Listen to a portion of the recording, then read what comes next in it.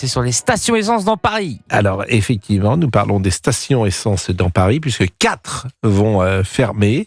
Non, elles vont pas fermer, Pascal. Non, vous avez raison. Vous n'avez plus de diesel disponible. Exactement. Oui, on ne pourra plus prendre de diesel dans 4 stations-service. Aux portes de Paris. Voilà, qui longent le périphérique, si j'ai bien compris. Exactement. Mais ce qui m'a étonné, c'est que c'est une décision unilatérale de Madame Hidalgo, qui donc peut décider que ces stations-service ne serviront plus de diesel. La mairie de Paris peut modifier les contrats de concession. Ça, oui, mais là, j'en suis... Parce que ces stations-service... Parce que la mairie de Paris veut mettre fin aux véhicules diesel à partir de 2025. Donc on rentre toujours dans la chasse aux automobilistes. Mais j'entends bien. Mais ces stations-service sont sous la concession de vous avez des la contrats mairie de de Paris. concession entre la mairie de Paris et Total Énergie. Enfin, on en apprend tous les jours. Non, mais c'est quand même extraordinaire, Madame Hidalgo.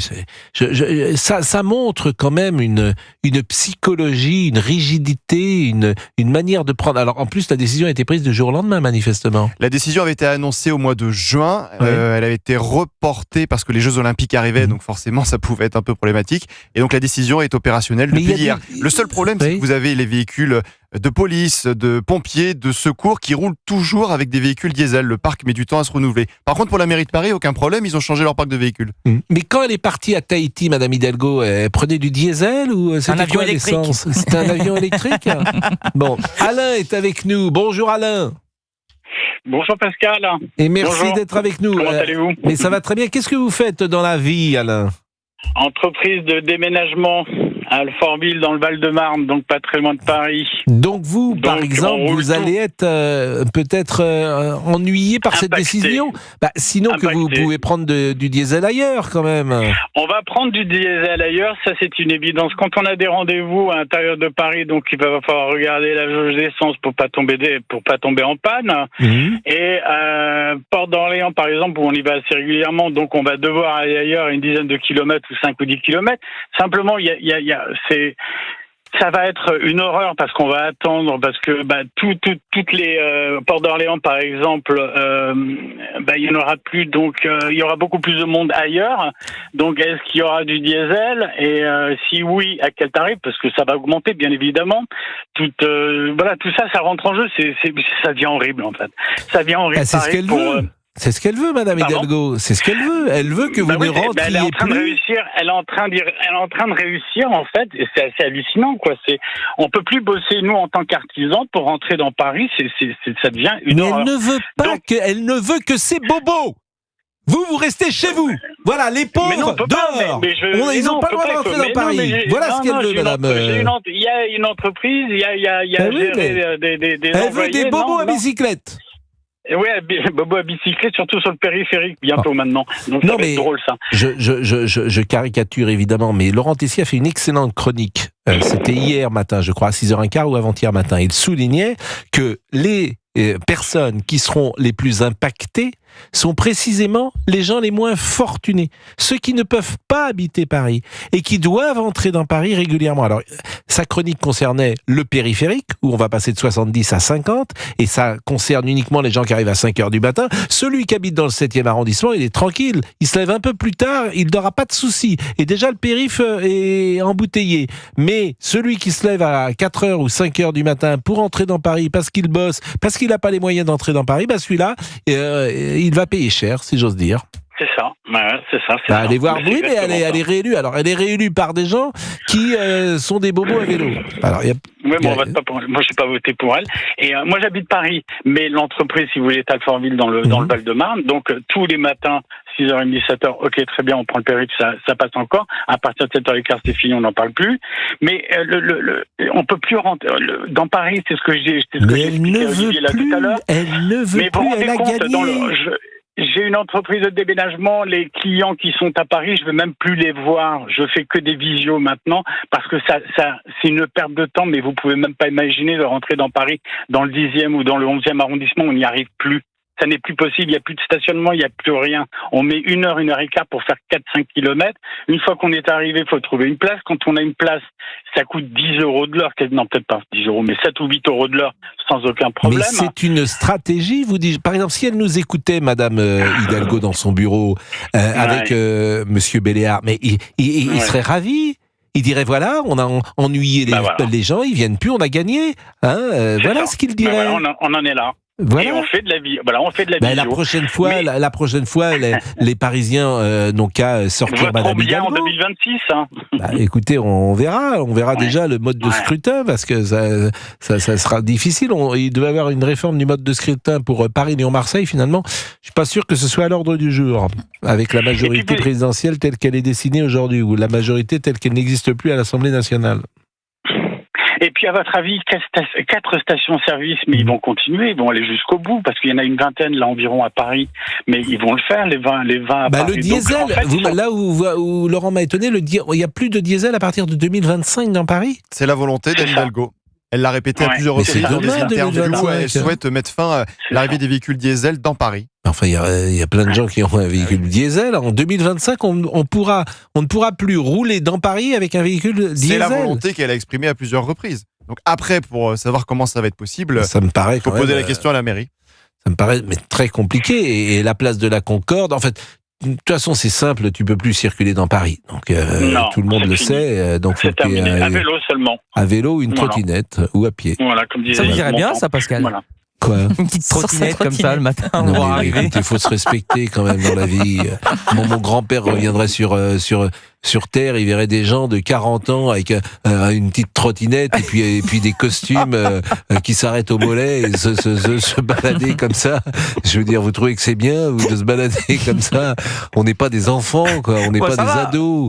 Mais non, mais c'est vrai, on n'est pas des adolescents, tout fait sens. Il va falloir vous adapter, monsieur. Non.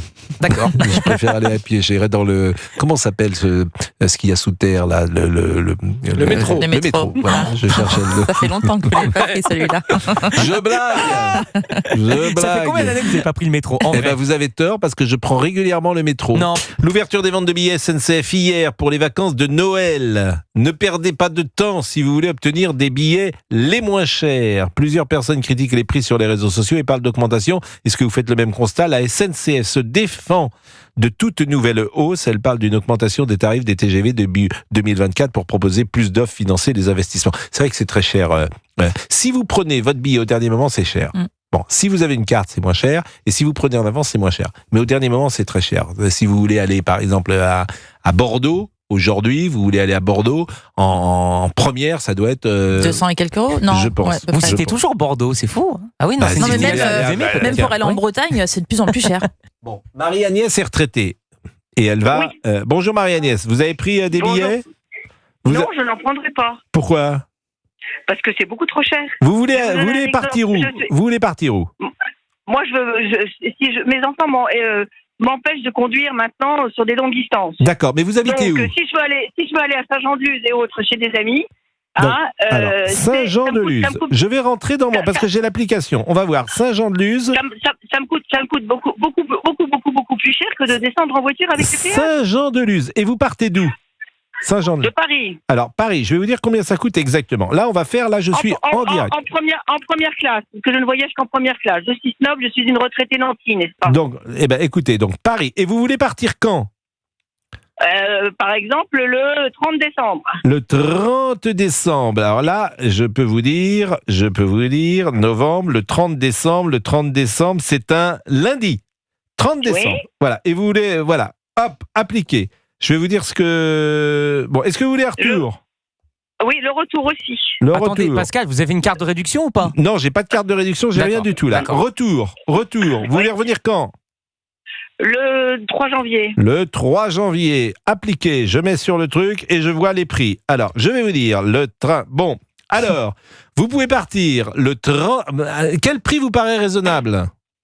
Moi, je veux payer moins de 150 € l'aller-retour. Bon, écoutez, Paris-Montparnasse, Saint-Jean-de-Luz, il y en a un à 7h11 qui part. Non, c'est pas moins cher, bien sûr. Ah non, pas moins cher. D'accord, ok. Mais il fait train couchette. Bon, Paris-Montparnasse, Saint-Jean-de-Luz, il part de Paris-Montparnasse 84 €. Sans correspondance. Ah bah oui, 84 €, bien sûr. 84 €. Il y en a un, celui de 11h11.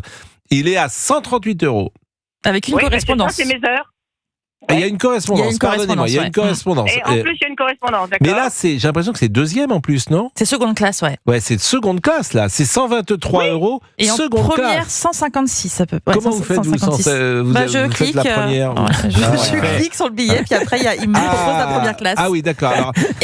Alors, on va partir à 12h11. Par exemple, 12h11, c'est pas mal. Bon, et en première classe, c'est 143 €. Oui. Ça, c'est l'aller. On le prend ? Que l'aller ? Ah bah oui. Ah bah non. Bien sûr. On est hors budget. Donc vous allez payer 300 €. Bon, 300 €, bah écoutez, c'est pas non plus énorme, faut pas exagérer. Si vous voulez. Attendez, le budget quand même. Non mais attendez, en seconde classe, ça sera moins. Il y a moins cher. Vous pouvez très bien, franchement, vous pouvez partir. Il y en a un qui part de Massy. Il y a un monsieur qui est derrière vous, il est pas content. Bon, là il y en a un qui part à 8h12 de Massy. Oui, mais il y a deux et qui arrive à... il y a deux correspondances. Bon, non, mais vous avez raison. Attendez, Pascal. Oui. Attendez, Pascal, vous vous foutez de moi. Pourquoi ? Excusez-moi, j'ai 76 ans. Oui. Hein, est-ce que je vais aller à Massy depuis quelle heure du matin, en partant du 9e arrondissement ? Non, vous avez... Non, mais avec une valise. Excusez-moi, vous avez parfaitement raison. C'est une aberration. Vous avez raison. Là, il y en a un, par exemple... Attendez. Il faut bien payer les caisses de retraite de la SNCF. Attendez, j'ai trouvé ce qu'il vous faut.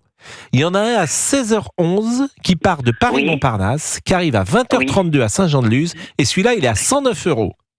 Oui, mais le retour...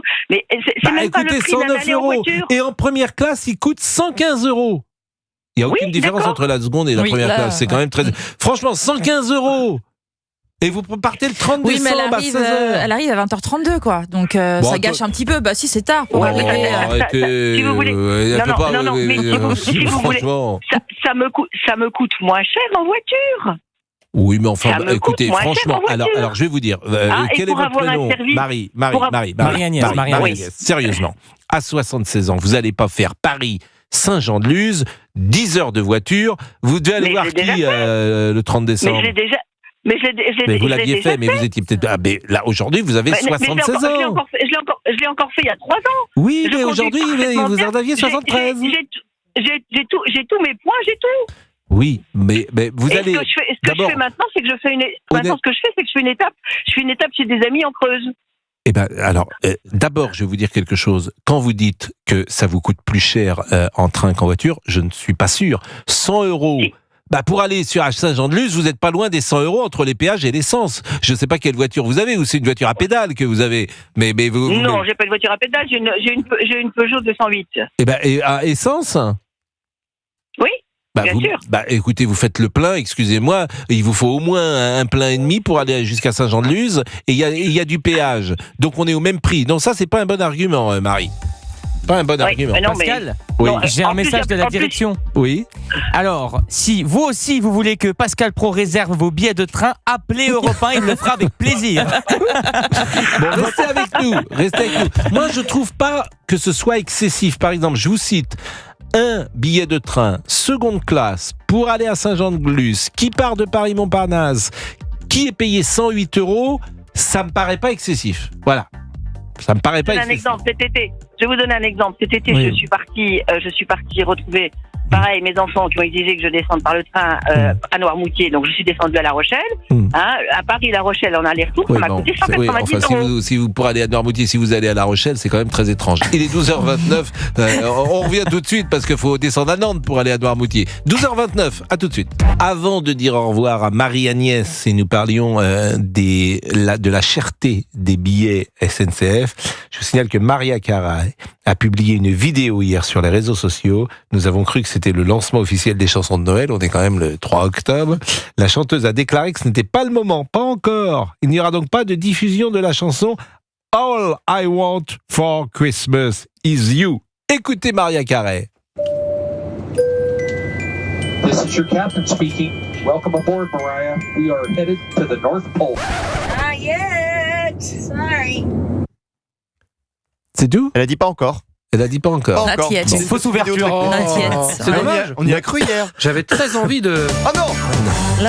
Non, C'est dommage. Vraiment dommage. Mais un carré de non. lion. Quand est-ce que... Alors c'est vrai que ça commence chaque année de plus en plus tôt. Alors plus maintenant d'ailleurs, parce qu'on est tellement loin de Noël que ça peut pas Ah, les commencer plus décorations tôt. sont en magasin déjà. Hein. Ah non, déjà Non. Si, C'est dans pas les Halloween grandes surfaces, ils Ah ont ouais commencé, ouais. Non. Si, j'en ai vu ce week-end. C'est un peu Des tôt, là, on va recevoir les décorations de magasins. Noël dans un Ouais, je vous magasin. assure. Et vous allez où? Vous allez... Je vais dans un magasin qui se trouve dans un carrefour au bout de la route. Vous étiez sobre?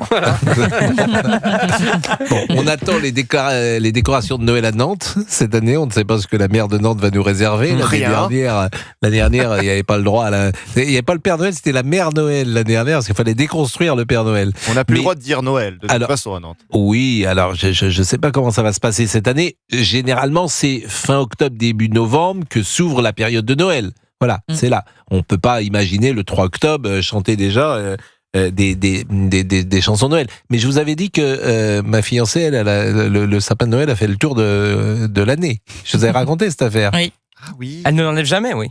Non, elle l'a enlevé depuis. Ah, mais pardon. une année, il a fait le tour complet, le tour de la saison. C'est-à-dire que t'es arrivé au mois de mai, il y a un sapin de Noël. C'était quand même assez... Et je pense qu'on est de l'ordre de la Mais psychanalyse elle quand n'est pas même. le seul. Il y en a beaucoup qui font ça. Hein. Ah oui, Qui oui. gardent leur sapin de Noël Ah toute oui, bah, l'année. ma mère, elle fait ça. Oui, oui. Mais Votre mes zouzous mère aussi. Oui, bien sûr. Bien sûr, bien sûr. Votre mère, en ce moment, il y a un sapin de Noël chez votre Qui mère. reste très longtemps, 5-6 mois. Oui, c'est ce que je vous dis. Ah bah attendez. Bon. Pourquoi Marie-Agnès. pas Écoutez, nous sommes avec Hugo. Alors, Hugo... Au revoir Marie-Agnès, pardon. Ah oui, Marie-Agnès, pardonnez-moi. Alors, Marie-Agnès, merci d'abord. Pour synthétiser, si on est tout seul, le train, honnêtement, c'est pas plus cher que la voiture. C'est pas plus Oui, cher. pour le service que l'on a à l'intérieur, et voilà, l'espace et tout. Bon, mais moi, je vous rappelle. Moi, je trouve que c'est pas mal le service. Honnêtement, je vous trouve sévère. Moi, je trouve que ça s'est amélioré, que c'est plutôt propre, c'est même propre. Alors après, On voit pas un contrôleur. Vous avez un problème ou on voit pas un mais contrôleur? vous avez un problème dans le train? Bah, si vous êtes embêté ou importuné, vous ne savez jamais. Vous avez peut-être une question à poser. Oui, enfin, à ce moment-là, vous levez, Bon, mais- il peut pas avoir un contrôleur pour chaque personne. Moi, je trouve que c'est plutôt bien fait. En revanche, si vous tombez effectivement sur un voisin qui ouvre son papier d'alu et qui a du jambon, du fromage, de poisse et des œufs, évidemment, vous êtes mal tombé. Ça, le papier d'alu, ça me... Bon, mais Ça, je vous rappellerai c'est l'horaire. je vous rappellerai au sujet des économies d'impôts que je peux suggérer au gouvernement. Ah ça, vous Ok. nous rappelez demain. Nous rappelez demain parce que D'accord. Hugo nous attend. Et Hugo, Ok. donc, Allez, Hugo, à c'est demain. passionnant. À demain.